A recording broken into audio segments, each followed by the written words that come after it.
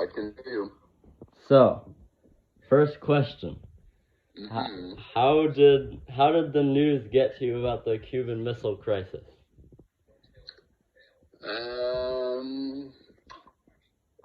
Okay, the best I can remember is I was a college student living in a basement. And I believe when I was coming back from class and walked into the house where I was staying, the landlady told me to come listen what's on the TV. And President Kennedy was making a very serious speech about what was going on in Cuba at the time, which sounded really scary. Everybody immediately thought, okay, that's it.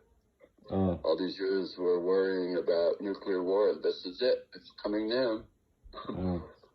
That was kind of the way I remember first hearing about it. Oh, okay. So, that kind of answered my second question. So, this third question is, what was the public response to it in your town or city? Well, I was in Logan, Utah, and I was a college student, so I mainly saw the reaction of students and professors at the college, and we were all walking under a dark cloud for days and days. Everybody was really thinking this was probably the end. The end of the world was going to happen any time, so we tried to conduct normal classes and other activities, but it was like the whole time we weren't really focused on what we were doing. Everybody was just scared to death that the whole world was going to end at any moment, and I mean everybody was aware of it. It just permeated through the whole society. It's just like a dark cloud closing in on us. Oh, cool. Or not cool. It wasn't cool at all. It was very, very frightening. Yeah. Okay. Question 4. How much of the negotiating process between the U.S. and the USSR were you able to see? I didn't personally. I don't remember honestly details. I just remember that President Kennedy and his brother and the other top government leaders, it was taking up all of their time, and we were getting just snippets of information of what was going on over the TV and radio. So I don't personally remember much about the negotiations. I just remember when the president announced that the Russians had agreed to back down and take the missiles out of Cuba. So it was like I possibly was more aware of the negotiations, but I can't remember. I just remember the relief we all felt when the president made the speech to tell us that the whole situation was being diffused and the Russians had given in and were going to remove the missiles from Cuba. Okay, so that's a kind of good lead to my next question, which is, did people around you change after it was over, and if so, how? I just remember the immediate aftermath of it was just like everybody was like so relieved. It was like we survived this. We thought it was the end, and around and we were still alive. And society gets over these things pretty quickly. Yeah. And I'm sure that we all, were left with the biggest thing was relief, honestly. And of course, it's a long time ago, so I don't remember many details other than that we all felt so much better when it ended, and we had a lot more confidence, I believe, at that point in President Kennedy, because he was a young president, and I guess people had doubts that he was a kind of man who could stand up to Nikita Khrushchev, who was the Russian leader. And so we were all very proud of him that he got us through that. So I think that would be maybe the other thing that we took out of it was more faith in our president and pride that he was so successful in getting us out of such a bad situation. Cool. So,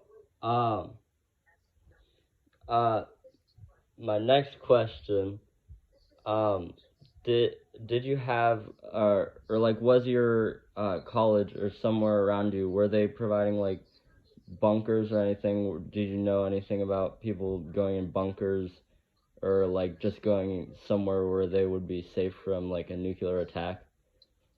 I don't remember that happening. I think since we had all grown up, all of my generation had grown up with the threat of nuclear war always in the background, that was kind of a routine thing that you thought about a place to go if it came to that. And it may have been that there was some talk of designated places to hide as the crisis got worse. I do not remember that, but I'm pretty sure that the thought crossed my mind that the safest place for me would be in my little apartment in the basement of the house where I was staying at the time. Yeah. Okay. So, next question. What was your take on the U.S. and the USSR before the Cuban Missile Crisis versus after the Cuban Missile Crisis?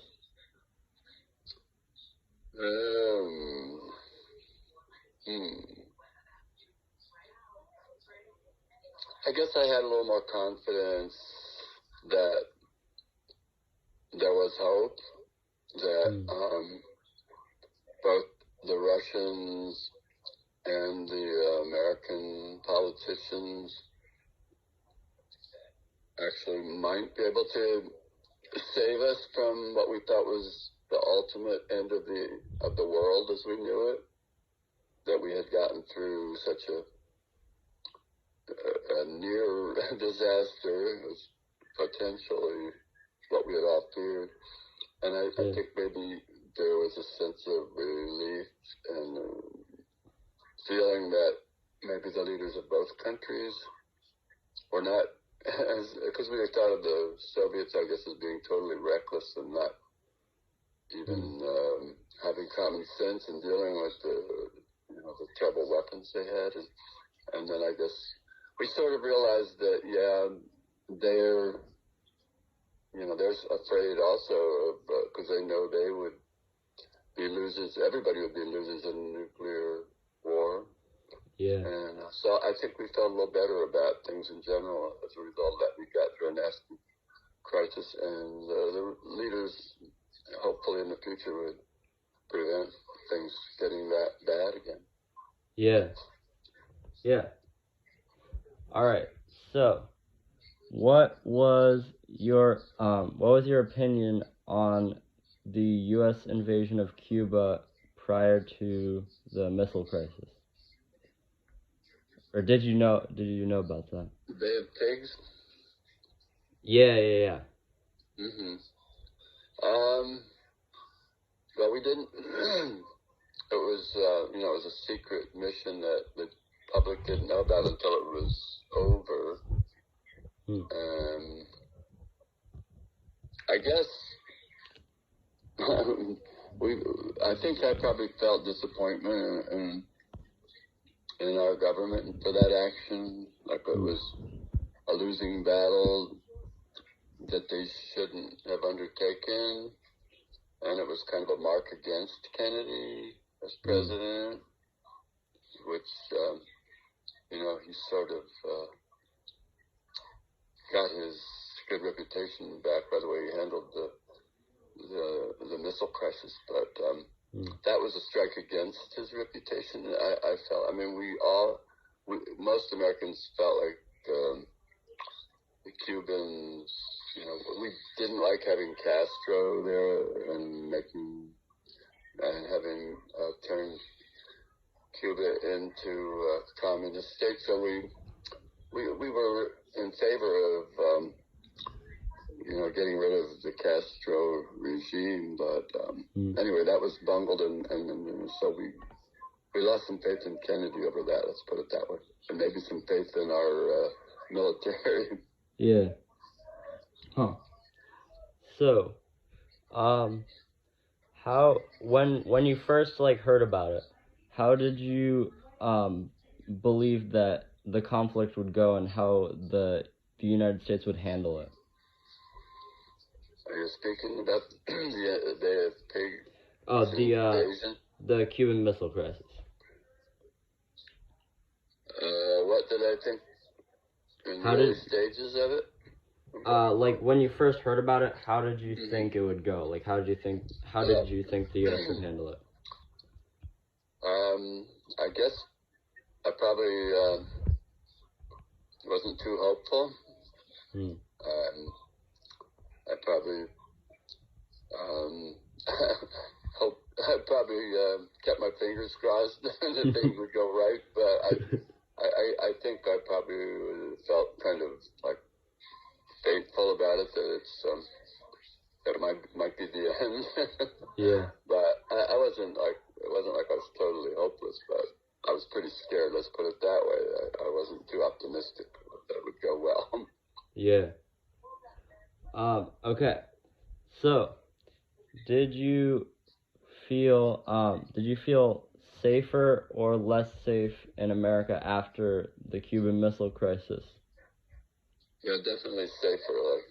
Like I said in response to your other question, it left me and I think a lot of other people not only trusting our own leadership, but feeling better about the communists, the Russian leadership as being not totally reckless, and realizing that any kind of nuclear conflict would be devastating to them as well as us. So, yeah, that was my feeling. That I felt better. Okay, so were you aware of any protests about when this was going on? Were you aware of any protests of the what was happening around the Cuban Missile Crisis?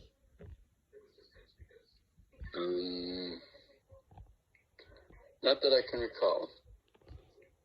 No, I cannot recall protests. All right. Well, that's all I have. Thank you very much for your time, Papa. That was very good, Dale. That was. I was wondering how I was going to respond to this because it was so long ago. But you gave me a lot of different angles, that I hadn't even thought of. So that they were really, really good questions. Good job. Well, thank you very much. All right, Dale, you're welcome. And anytime you need